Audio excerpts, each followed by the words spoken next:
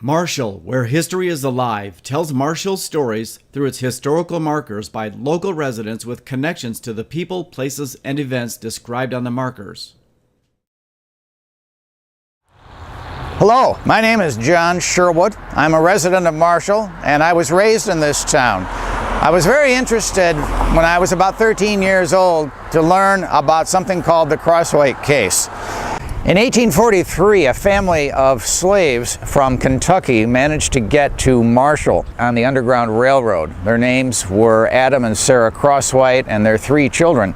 And they came to Marshall to live for a few years, but they were being pursued by their owners, the Giltner family of Kentucky.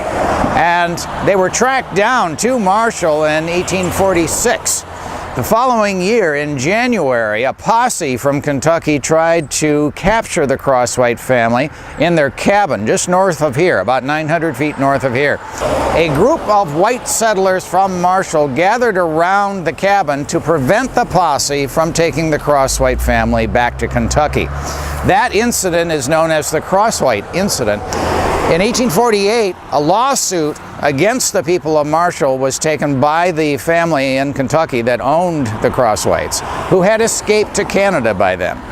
And the family tried to recover their losses, and they won. The people of Marshall were told to pay up the value of the slaves as well as the court costs, and that was indeed paid. That court case added more fuel to the fire. It is now remembered in Marshall by this boulder here. It's a 7-foot granite boulder that was erected here, I believe, in 1921. And a gentleman by the name of George Johnson, who was the head of the Calhoun County Historical Society, wrote the words on this plaque on the back of an envelope at the time. That is in the archives of the Marshall Historical Society as it exists today. Mr. Johnson was very careful in his wording on this plaque.